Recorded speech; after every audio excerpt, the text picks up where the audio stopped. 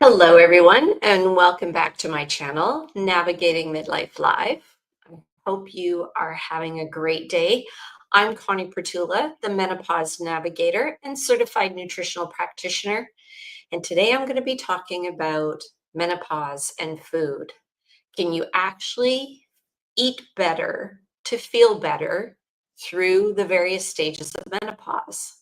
And yes, you can. And I know that I know sometimes I sound probably a bit like a broken record, but that's okay. I'm going to keep saying it over and over and over and over.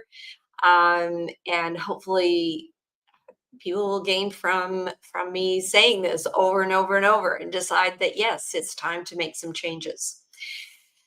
So, how does food help? And I'm going to share a little, I guess, sort of just a interesting little bit of eh, information from my personal perspective. And of course, everything I share on the channel is from my personal perspective. So as you can see, my background is not my normal background. I have a different background today, and that's because I'm not home, I'm away. And so I'm doing this in a different location. Yeah, I move around. So, of course, that's going to make the virtual background do little weird things and stuff. But I'll try not to put my hands up into the picture so it doesn't get really weird. Anyway, what's interesting, and I think we all kind of get into certain habits or certain routines when we're at home.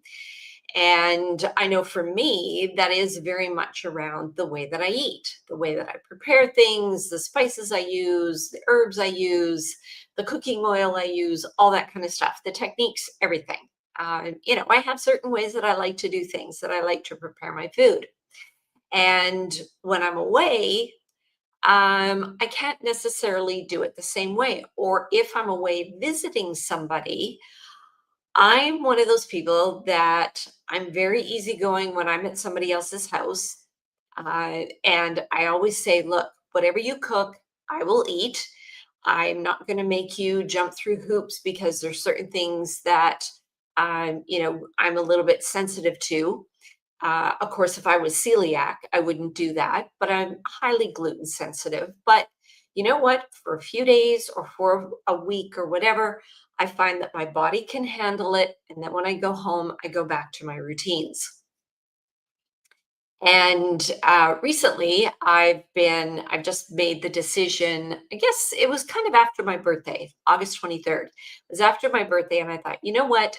And part of the reason is because I'm turning 65 next year. Not that I'm fearful of that number, but it's just like, wow, I really, really want to focus on doing what's, I don't like to use the word right or wrong, but doing the things that help my body feel better. And I really want to focus on that over the next year. And so I decided after my birthday that I would really start to focus on just cutting out, okay, don't have the occasional treat. You really don't need it. You can have fruit. I love fruit, and there's lots of great fruit in season. So I've been doing that since my birthday till now. So a month. It's September 23rd. So it's been a month. And, being away and not, being at somebody's house. And again, no slight to their cooking whatsoever. They're a fantastic cook, but they use different spices that I might not use, or they cook things a little bit differently in a different way than what I would. And I did. I had a little treat, and I also had something that I normally never ever eat, a protein bar. And I looked at the ingredients. The ingredients looked really good, but boy, did my system ever react to it yesterday. So, what does this have to do with food in menopause? Well, when you're eating a certain way, and it could still be healthy, but when you're eating a certain way, sometimes you don't even realize how good your body could feel.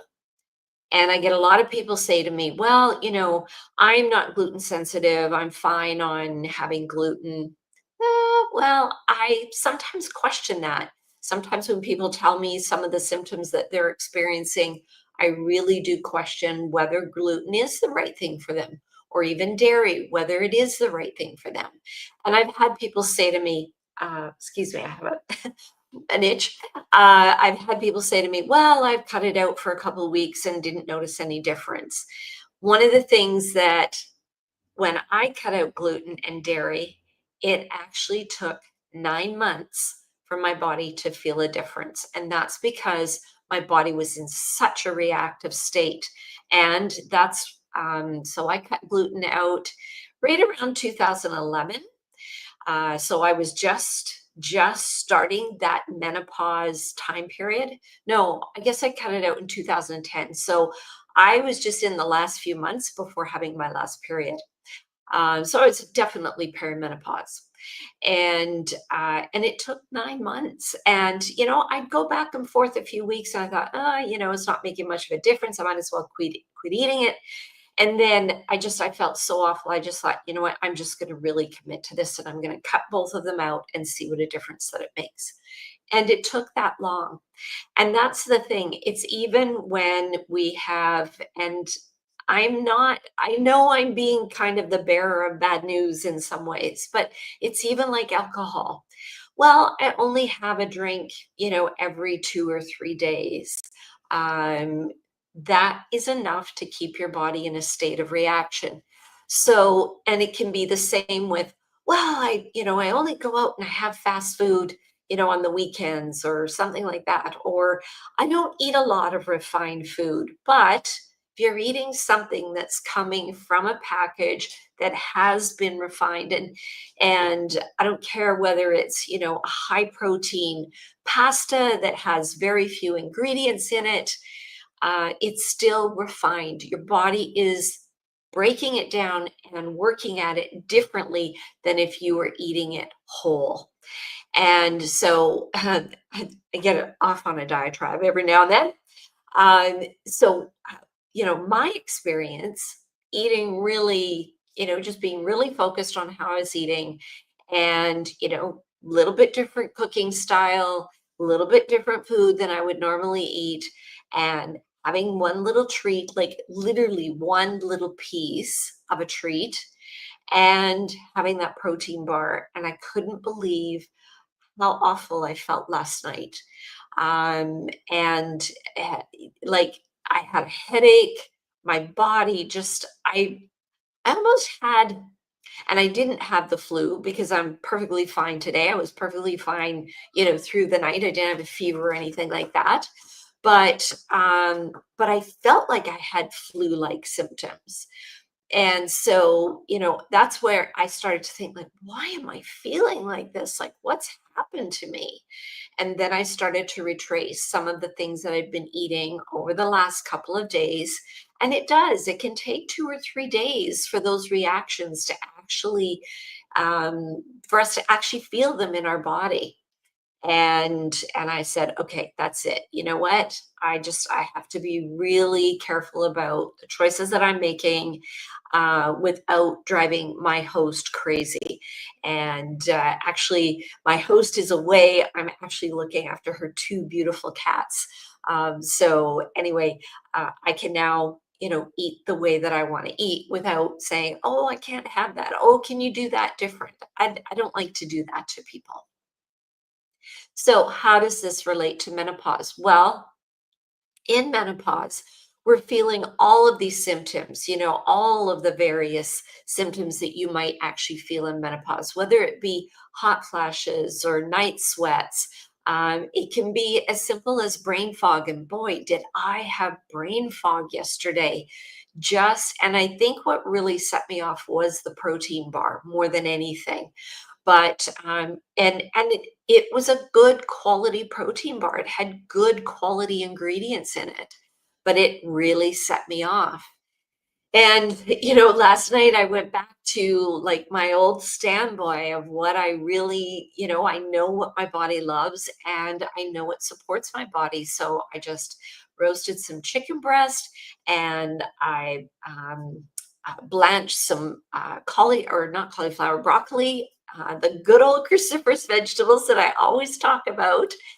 But I blanched some broccoli and I just had a really plain, simple meal. I just had the chicken and I had the broccoli. And I don't know, there must have been 3 cups of broccoli on my plate.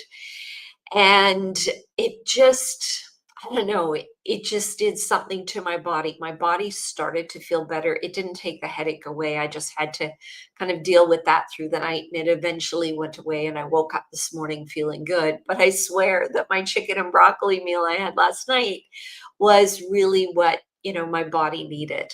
And that's the other thing that I noticed is since I arrived at my house, I hadn't been eating many vegetables, like especially the green vegetables, the cruciferous vegetables.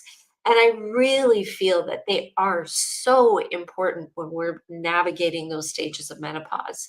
And people will say to me, well, they give me gas, or, I'm not a big fan of them. Well, you can squeeze some lemon on top of them, put a little bit of salt on top of them, a nice, beautiful sea salt, or putting even a drizzle of a type of oil. I love broccoli with pumpkin seed oil, beautiful pumpkin seed oil on top tastes so good, or a little bit of toasted sesame oil on top.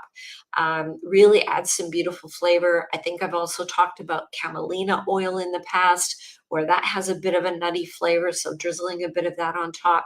And as far as it giving you gas or bloating, start out with small amounts.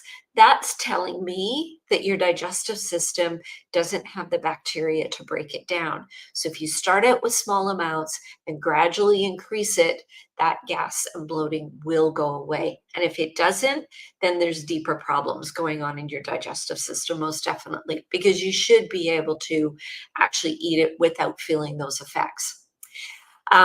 So I talked about, okay, so I've talked about alcohol, I've talked about the refined foods. The other one, and I mean, this one was a really hard one for me to give up, but was sugar. Sugar has such a big effect on how we feel, and not just through the stages of menopause. I would challenge anybody that it actually, if they cut out sugar, they're going to be clearer of mind. There's going to be less chance that they're going to end up hangry if they don't, get something to eat right away. And so, yeah, sugar is a big one. And it's really interesting because sugar is in so many things. It can be so easily hidden. There's things that we look at, sauces that we use, like pre-made sauces. If you look at the ingredients, a lot of times sugar is hidden in there. And it might not say that it's actual sugar. It could be in a different form. What was I reading something? Oh, yeah, 100% glucose, or there's just different ways that it's labeled. I apologize. I could probably, maybe that's one of the takeaways from this. I could do up a list of all of the different names that sugar is called so that you can start label reading and seeing, is sugar hidden in the food that you're eating? And that's where the packaged foods, the refined foods, the fast foods. I mean, years ago they talked about how McDonald's put in, what was it, caramel or caramel into the oil that sweetens the fries, so it makes them a little more addictive. And of course, then years later, we found out that scientists figured out how to mix salt, fat, and sugar together so that you really just can't stop at a couple of pieces of a couple of chips, or in the UK they call them crisps, but you can't stop at a couple of pieces of potato chip. You just kind of keep going. And so many of those things, anything that's packaged like that, they have that perfect combination. But what does that do to our body? Well, it can cause hot flashes, it can cause brain fog, it can cause night sweats. The sugar, of course, causes inflammation, and anything that's in a package or refined or a fast food, that's cooked at really high temperatures in oils and those types of things. All of those things cause a level of inflammation, within our body. And of course, how does that relate? Well, that starts to relate within our joints. We start to feel it there. It can relate even to the energy that we feel. It's not sustainable energy. So, focusing on things like, and yeah, it takes a little bit of planning, but focusing on something like a good quality protein. For me, I eat animal protein, and that's very sustainable energy. And so that makes my body feel really good. I do eat a lot of cruciferous vegetables. One, I love them, but also everything that they do for my body, for my digestive system, for my liver. And so, yeah. So, anyway, I could go on and on and on, but I don't want to go on too much longer. But it, I guess, to say that, I'd want to challenge you or whatever, I don't want to put it out that way. But there's a lot of women. And again, the messaging out there is that, food does not have a big impact on nutrition. Making nutrition changes isn't, really going to help your menopause symptoms. And I absolutely, unequivocally say, no, that is wrong. That is wrong messaging. Absolutely, the food that you eat or the things that you drink absolutely will have an effect on how you feel through the stages of menopause and even beyond menopause, because I'm 14 years post menopause and those things still greatly affect my body and bring on symptoms. Like I said, I had awful brain fog yesterday afternoon. So if you hear that messaging that food will not make a difference, ignore it. Simply ignore it. I'm just putting that straight out there. Ignore it because it's not true. Food can make a huge difference in how you feel. Anyway, I'm going to pop up my banner here. So if you're ready to shift how you feel, if you're ready to shift how you eat and how you feel in menopause, I do offer a 30-minute complimentary consultation. You have nothing to lose by contacting me, reaching out. I am not hard sell. But you know what? It doesn't hurt to get an opinion. Really, you have nothing to lose by having a call with me to say, okay, this is how I eat. And I can say to you, okay, well, why don't you make this little change or this little change? But I do invite you to do that. And then beyond that, again, I'm not hard sell, but I do offer one-on-one consultations. I also have a group membership. So if that is something that's more comfortable for you to be part of a group membership, to just be able to ask me questions, to be part of a supportive group, part of a supportive community, then maybe that's the option. So it's right on my website. If you go to conniepretula.com, you'll find all of my information there. All right, I will get off my soapbox now. But thank you for joining me. I hope that you found this somewhat informative. There is so much that I could share about food and all of that, everything that it can do. But I really, really want to get the message out there. Food makes a difference in how we feel in the stages of menopause. And anybody that tells you differently, they just don't know the science and the art of food and nutrition. And I studied this. This is specifically why I went to school. And I know, and my clients have gained the difference from making changes. And I'd love for you to experience that as well, too. Thank you for joining. Have a fantastic day. I will be back again next week, of course, back to my old location. But I really appreciate you taking the time to join in. Bye.